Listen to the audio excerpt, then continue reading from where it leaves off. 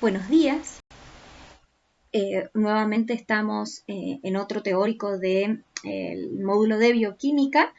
Ahora abordaremos el tema del balance hidromineral. Vamos a ver la nutrición, o sea, la absorción, distribución y determinación del agua, los electrolitos y las macromoléculas en el organismo.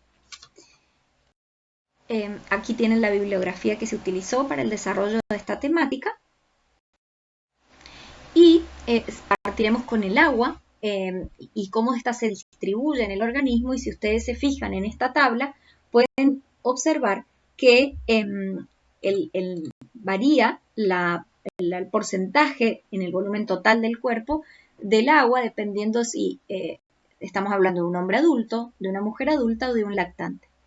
Y cómo ésta se distribuye en los distintos espacios que tenemos. El líquido intracelular, por supuesto, corresponde al interior de la célula y son los 2/3 del volumen total del agua que tenemos en el organismo.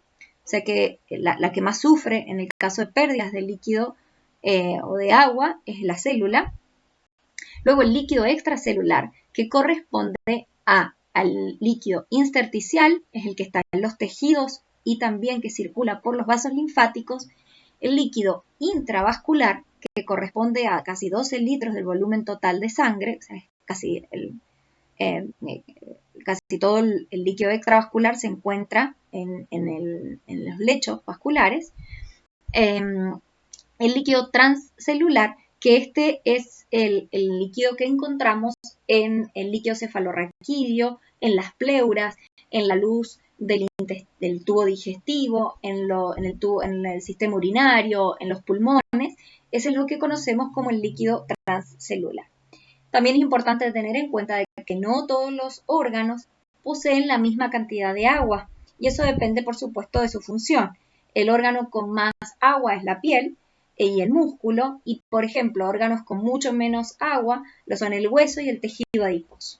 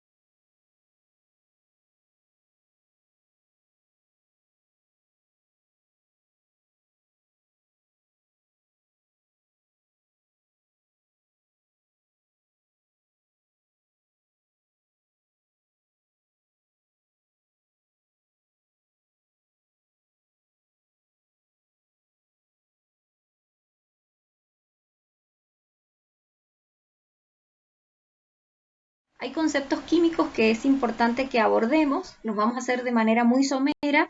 Cualquier duda me consultan y también pueden consultar en la bibliografía sugerida. El concepto de osmolaridad es un concepto muy usado para el análisis y el estudio de tanto del agua como los electrolitos en el organismo. La osmolaridad es la medida de la cantidad de partículas disueltas en el agua. Entonces, la diferencia, por ejemplo, entre expresar la concentración de una molécula en gramos por litro, que ahí lo que estamos hablando es la cantidad del peso de una determinada molécula, por ejemplo, el sodio, en un litro de agua, ahí lo estamos hablando en base al peso. Pero cuando hablamos de molaridad, lo que estamos hablando es la cantidad de moléculas de sodio que están disueltas en un determinado volumen de solvente. ¿Por qué es muy importante esto? Porque entendiendo la concentración molar que tienen los iones y las proteínas también en nuestro organismo, y las moléculas como los carbohidratos también, nos permite entender cómo se mueve el agua desde el líquido intracelular y el extracelular, manteniendo la homeostasis y la funcionalidad de las células. Por ejemplo, entonces, el movimiento entre el líquido intracelular y el extracelular depende de las diferencias de osmolaridad de los iones a un lado y otro lado de la membrana celular. El sodio, por ejemplo, es el catión más predominante en el líquido extracelular y determina la osmolaridad del plasma, siendo esta de 290 milimoles por kilo. La albúmina, por ejemplo, si bien no interfiere tanto en la osmolaridad, sí ejerce una presión o una fuerza en el plasma de medida de 25 milímetros de mercurio, que se denomina presión oncótica, que tiende a retener el agua en el lecho vascular. Esa es la presión generada por la albúmina, se llama presión oncótica. Y la presión osmótica en general, efectuada por todos los iones que están disueltos en un soluto, tanto a uno u otro lado de la célula, digamos, tanto en el interior como en el exterior de la célula, se denomina presión osmótica, que es la presión hidrostática requerida para impedir que el agua fluya naturalmente. ¿Sí? Eso mantiene el equilibrio de la cantidad de agua dentro de la célula. Por ejemplo, si aumenta por el metabolismo celular la cantidad de iones adentro de la célula, el agua naturalmente va a intentar entrar adentro de la célula. Pero esta se va a terminar reventando porque entra tanta agua que la célula no la puede contener. Entonces, hay un cierto impedimento para que esto no sea tan fácil y haya una regulación. Ya lo vamos a ir analizando. Otro concepto importante que vamos a mencionar es el equivalente químico, que nos permite determinar la concentración de las células en lo que conocemos como la normalidad. Y esto hace referencia a el número de moléculas o en realidad el número de cargas que estas moléculas ponen en juego. Entonces, esto va a estar dado por el peso de la molécula en gramos. Por ejemplo, un mol de sodio son 23, el peso atómico del sodio es de 23 gramos.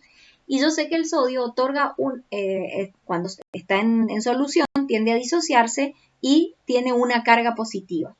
Entonces, yo divido el peso por el número de cargas que esta sustancia otorga. En el caso del sodio, el equivalente corresponde es exactamente igual al peso atómico. Este dato lo tenemos en la tabla periódica. Y, por ejemplo, un equivalente de calcio va a ser igual a su peso en gramos dividido 2, porque ahora el calcio otorga 2 cargas cuando está ionizado. Entonces, su equivalente va a ser de 20 gramos. Esto también se aplica para el caso de los ácidos, para el caso de las bases, en donde se calcula el peso atómico que va a tener esa molécula, sumando los pesos atómicos de todos los compuestos que lo forman, y en el caso de los ácidos se calcula la carga en base a la cantidad de protones que el ácido puede ofrecer a la solución, y en el caso de las bases, la cantidad de oxidrilos que la base puede otorgar a la solución. Y en base a eso podemos determinar la normalidad.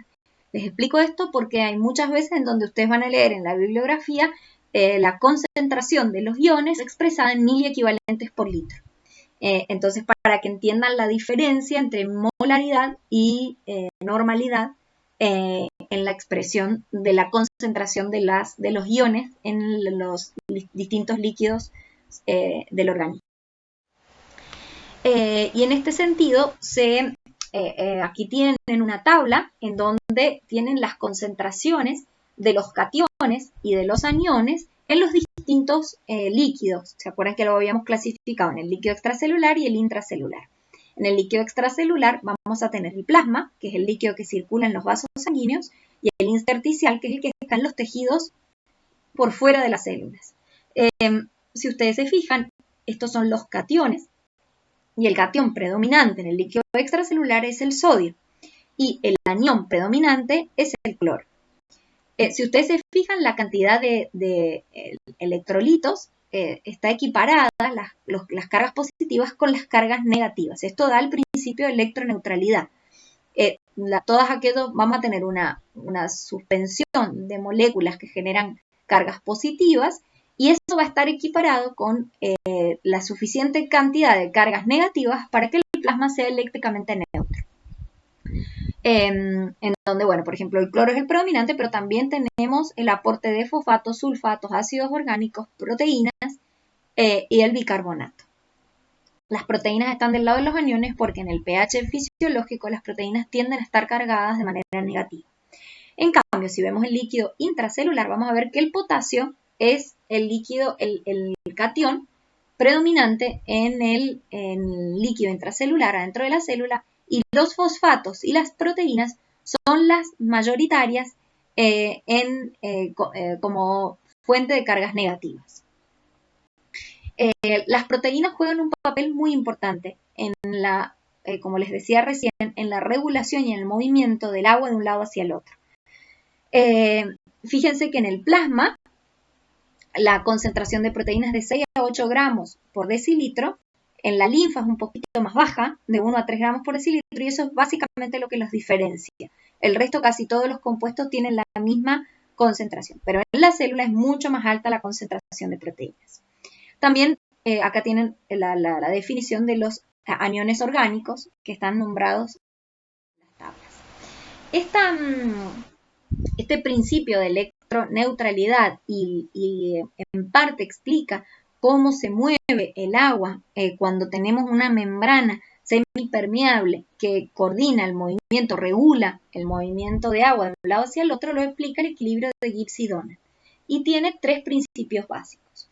Si yo considero y parto de una solución de 2 compartimentos separados por una membrana semipermeable y pongo en el compartimento A una solución eléctricamente neutra formada por proteínas y sodio en condiciones equimolares, y del otro lado pongo una solución de cloro y sodio también en condiciones equimolares, pero fíjense que las concentraciones acá cambian, y yo dejo que el sistema fluya, vamos a ver que hay un intercambio de iones y también de agua. Fíjense que el nivel de agua también varió.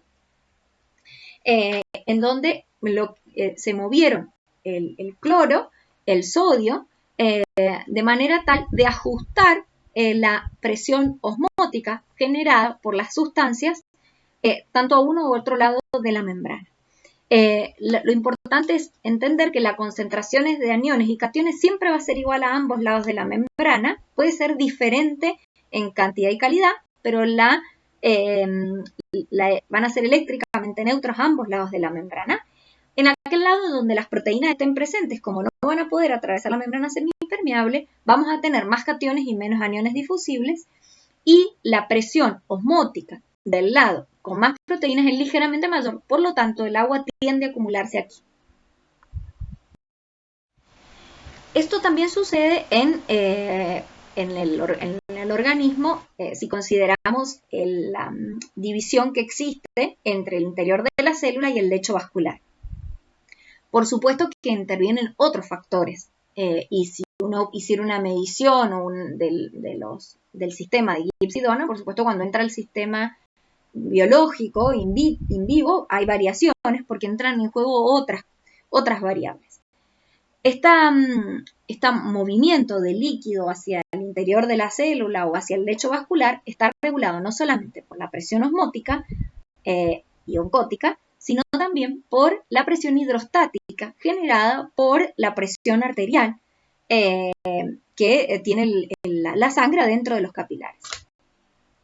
Entonces fíjense que en el segmento arterial de nuestra vasculatura la presión hidrostática es muy alta, lo cual puede contrarrestar la presión oncótica generada por las proteínas que están adentro de la célula, que van a tender a evitar el movimiento de agua.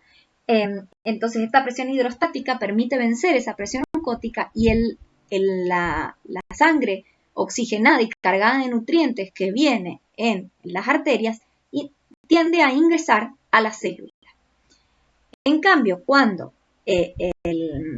estamos en el sistema postcapilar, o sea, en el sistema venoso, la presión hidrostática disminuye y por lo tanto la presión oncótica es mayor y ahora sí el agua tiende a salir y volver al retorno venoso, devolviéndole a la sangre ahora sí agua cargada de dióxido de carbono y también de desechos, ya que la célula absorbió de este plasma filtrado todo lo que necesitaba y le devuelve lo que no necesita. Este juego de presión oncótica de las proteínas en el lecho intravascular con la presión hidrostática que tiene en la pared de los vasos es la que permite el movimiento de agua de manera regulada, o sea, que el agua ingrese en el sistema arterial de los órganos y salga por el sistema venoso. Eso es con respecto al agua, cómo el agua se mueve. Pero el movimiento de los iones, si bien estos iones pueden difundir, también se puede controlar la difusión de sodio y potasio, sobre todo, que son los dos iones más importantes, hablando de presión osmótica, a través de una bomba de sodio y potasio, que es una proteína de transmembrana, un canal, que permite, a través de la utilización de energía obtenida en las mitocondrias de las células, a través del gasto de energía, a través del consumo de ATP, el pasaje o la salida al exterior de la célula de las moléculas de sodio y la entrada de potasio. Esto permite mantener las concentraciones adecuadas de potasio en el interior de la célula y de sodio en el exterior de la célula, manteniendo la osmolaridad que se necesita tanto en el interior de la célula como en el líquido extracelular. Lo interesante de esto es que esta bomba, la expresión y la funcionalidad de esta bomba está regulada por hormonas. Va a estar regulada por la concentración de sodio, por la aldosterona, la antidiurética y el péptido natriurético A3. Como les decía, esta regulación está dada sobre todo, no solamente sobre la bomba de sodio y potasio en todas las células, sino esta regulación es mayor en el riñón. El riñón es el encargado de controlar la concentración de los iones en el organismo. ¿Cómo lo logra? Porque bueno, puede eliminar el exceso de iones que existe en el plasma a través de la orina. Si ustedes se fijan, la reabsorción de sodio principalmente ocurre en el túbulo contorneado proximal y en los túbulos colectores, y esto está regulado inicialmente por la aldosterona, principalmente. La antidiurética es una hormona que regula la excreción de agua, perdón, la reabsorción de agua, disculpen,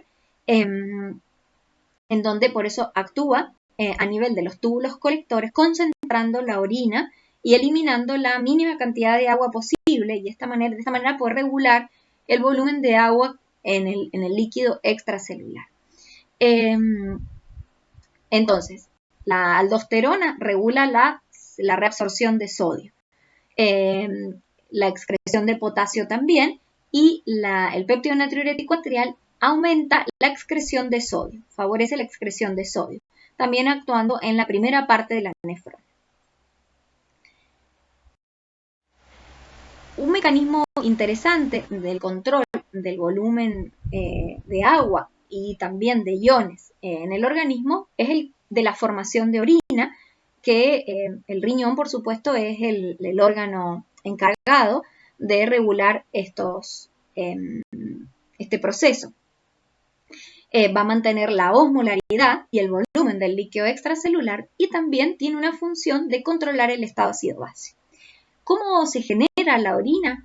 Bueno, tenemos tres mecanismos fundamentales: el sistema multiplicador de contracorriente, que esto es mayoritariamente regulado en el asa de Henle, la cinética de transporte de urea a lo largo del nefrón y el cambio de sodio, la absorción de sodio y potasio en el túbulo contorneado distal y en el túbulo colector, para la final concentración de la orina. A grandes rasgos y sin intentar complicar demasiado el tema, fíjense ustedes que esto que ustedes tienen acá, 300, 600 o 1300, es la osmolaridad que se encuentra en el intersticio del riñón. La orina, que es filtrada del plasma con su misma osmolaridad, 300 miliosmoles por litro, cuando es filtrada en la cápsula de Bowman, ingresa y fíjense que está isoosmolar con el intersticio. Aquí se reabsorbe gran cantidad de moléculas, sodio, cloro, glucosa, todas las moléculas que no necesito eliminar las voy a reabsorber en esta porción, en el túbulo contorneado proximal. Pero fíjense que lo que se reabsorben son solutos. Entonces, se va concentrando el intersticio del riñón, pero se va diluyendo la orina que va circulando por el lumen. Entonces, en la porción delgada del asa de Henle, lo que se permite es la salida de agua, de manera tal que la orina que va por el interior del tubo se concentra hasta parecerse a la osmolaridad del intersticio.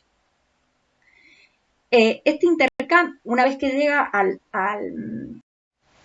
la orina llega al asa de Henle ascendente en su porción delgada, comienza a perder sodio.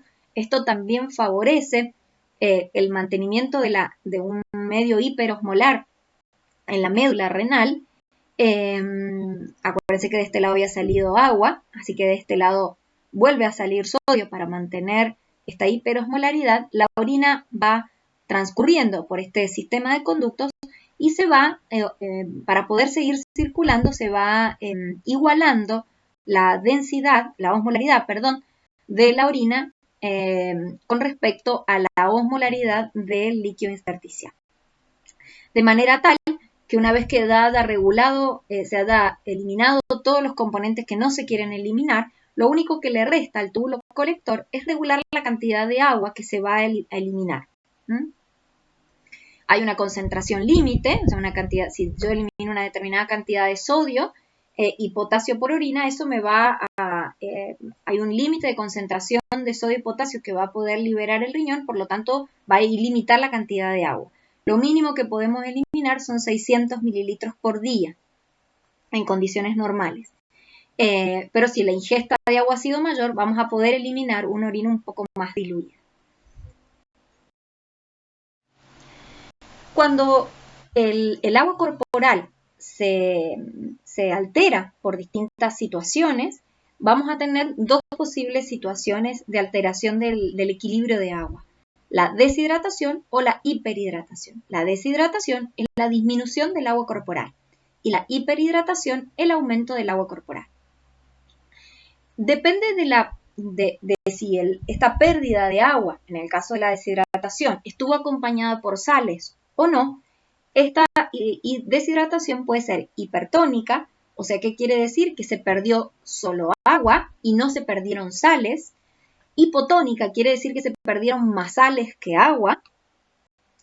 Y isotónica, que quiere decir que se perdió igual cantidad de agua que de sales. En cambio, en la hiperhidratación lo que ocurre es un aumento del agua corporal, hay más volemia de la necesaria, y cuando eso está acompañado de sales, como en el síndrome de Cushing, con un aumento en la absorción de sodio por el aumento de aldosterona, esta hiperhidratación se vuelve hipertónica. Cuando hay un excesivo consumo de agua sin consumo de sales, vamos a tener una hiperhidratación hipotónica.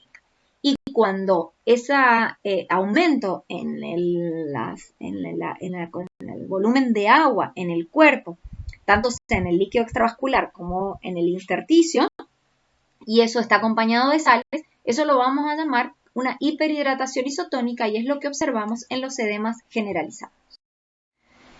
Otro catión importante que participa en la homeostasis de cargas o la electroneutralidad en el plasma y en las células son los protones. El manejo de los protones, o la concentración, perdón, de protones en la sangre nos va a determinar el pH sanguíneo. Generalmente ronda en el 7,4, puede variar, pequeñas variaciones, pero es muy importante que las variaciones no sean extremas. Lo mínimo de pH que podemos tener en condiciones viables es 7 y lo máximo 7,8. Para ello hay un sistema de control y de regulación del pH para mantenernos en condiciones fisiológicas, para que funcione y haya una homeostasis en la concentración de los protones circulantes en plasma. ¿Quiénes son los órganos encargados? El riñón y los pulmones. ¿Cómo lo controlan? A través del bicarbonato, digamos, este sistema buffer entre ácido carbónico y bicarbonato.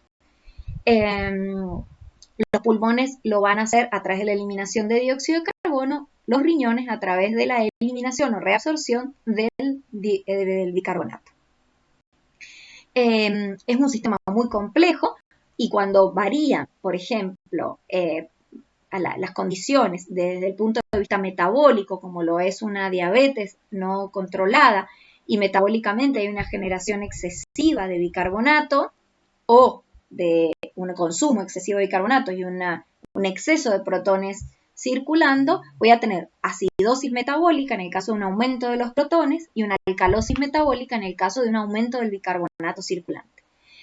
Y cuando el problema es respiratorio y aumenta, hay una desregulación en el consumo de dióxido de carbono, esto va también a impactar en la concentración de bicarbonato y de protones, voy a tener alcalosis o acidosis respiratorias. Son patologías muy complejas, hay que tener algunos conceptos, pero yo se los introduzco para que entiendan de que está relacionado con el metabolismo hidromineral. Los sistemas amortiguadores que tiene la sangre y los órganos para colaborar con la regulación del pH, les nombro acá los tres más importantes. El bicarbonato es el más importante, es el manejado por el riñón y el pulmón.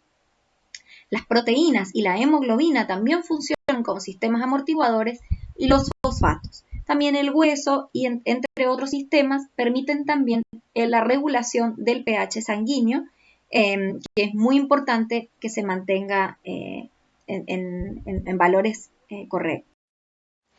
Con respecto a los minerales, vamos a poder clasificarlos en minerales extracelulares, por supuesto cationes y aniones, y minerales intracelulares.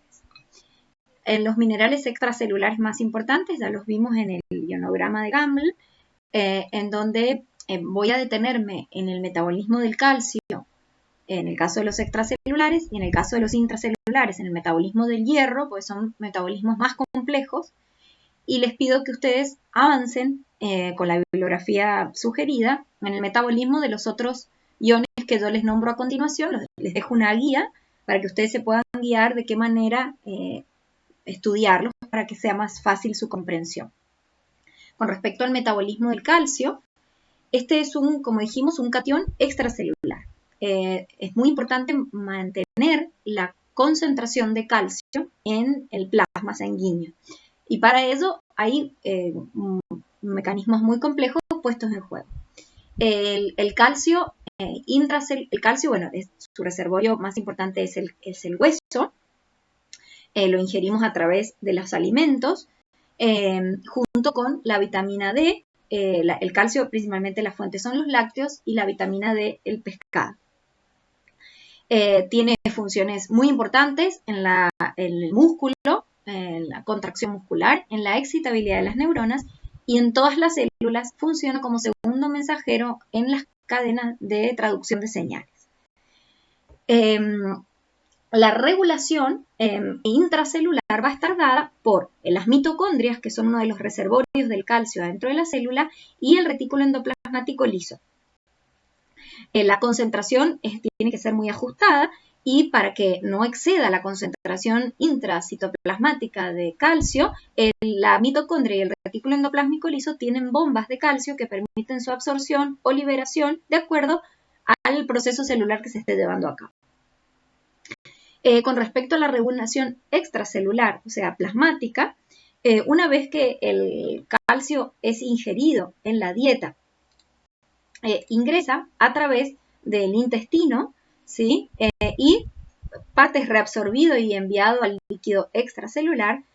Parte, junto con la vitamina D, es enviada al hígado, activa en parte la vitamina D, la cual parcialmente activada llega al riñón y se sigue conjugando para formar la 1,25 dihidroxivitamina D, que es la forma activa de la vitamina D. La vitamina D, junto con la paratormona, hormona liberada en la paratiroides, es una glándula que se encuentra asociada a las glándulas tiroideas en el cuello, son las dos hormonas hipercalcemiantes. ¿Qué quiere decir esto? Que cuando las concentraciones de calcio en el plasma disminuyen, aumenta la concentración o la salida de la vitamina D y de la paratormona, estimulando la salida de calcio al líquido extracelular. ¿Cómo lo hacen? Van a estimular la resorción ósea, o sea, la salida de mineral del hueso y la liberación de calcio al plasma. También disminuyen la excreción de calcio en el riñón y también aumentan la absorción o aumentan la eficiencia de la absorción intestinal de calcio, favoreciendo el aumento de la concentración de calcio plasmático. Si en cambio ocurre al revés y el calcio aumenta por arriba de los valores normales en su concentración plasmática, la hormona que entra en juego en la regulación es la calcitonina. Esta hormona es liberada por las células C de la tiroides y que sensa aumentos en la concentración de calcio en sangre, y su función es la de ser hipocalcemiante, o sea, va a tomar el calcio sobrante en el líquido extracelular y va a favorecer la mineralización ósea, o sea, la formación de hidroxiapatita y el reservorio de calcio en los huesos. El calcio se pierde por heces y por orina. También está regulado, pero hay una pérdida diaria normal de calcio que está regulado por este sistema de hormonas. Con respecto al hierro, como uno de los minerales intracelulares, bueno, su metabolismo es bastante complejo. Cuando lo absorbemos en el intestino, esta es una célula absortiva del intestino, un enterocito, se absorbe o el hierro en forma de metal, de catión, perdón, en el alimento, si se encuentra como hierro más 3, se va a pasar a hierro más 2, el cual va a poder ser absorbido, y si no, también se puede directamente absorber el grupo hemo. Esto va a provenir de carnes rojas, de verduras verdes, en donde es la fuente de hierro en el alimento. El hierro va a poder acumularse adentro de las células como ferritina, o si no, va a salir a la circulación y se va a unir a la apoferritina formando la molécula llamada transferrina. La transferrina va a transportar el hierro en el plasma. ¿Quién es el principal organizador del hierro que absorbemos? Es el hígado, que por el sistema porta recibe el hierro absorbido y la transferrina que venía del plasma cargada de hierro es absorbida, encuentra receptores en las células hepáticas y podemos almacenar hierro en los hepatocitos de manera de ferritina, y en el caso de ser necesario, este hierro es liberado a la circulación nuevamente, formando transferrina nuevamente, y este puede ir a la médula ósea para ser como fuente en la síntesis del grupo hemo, o también puede salir la transferrina puede venir a buscar mayor cantidad de hierro al sistema del retículo endotelial, los macrófagos sobre todo, que se encuentran en el vaso y en el hígado, que se encargan de la degradación de los glóbulos rojos que están envejecidos, los fagocitan, toman el hierro del grupo hemo, lo transforman como ferritina y en el caso de ser necesario los envían a circulación y a través de la transferrina son destinados a la médula ósea para la síntesis de grupo hemo y la síntesis de hemoglobina en la producción de glóbulos rojos. El hierro se recicla bastante, digamos, es muy utilizado, digamos, muy resguardado en la célula para evitar pérdidas innecesarias. Cuando analizamos el metabolismo del hierro en el laboratorio, vamos a medir estos tres componentes mínimamente. La ferremia, que es la concentración de hierro sérico, que se encuentra disuelto como hierro más 2 en la circulación. La ferritina, que dijimos que era la molécula encargada de almacenar el hierro en el interior de la célula, y la transferrina, permitir la circulación del hierro más 3 y la distribución a las distintas células del organismo, ¿sí?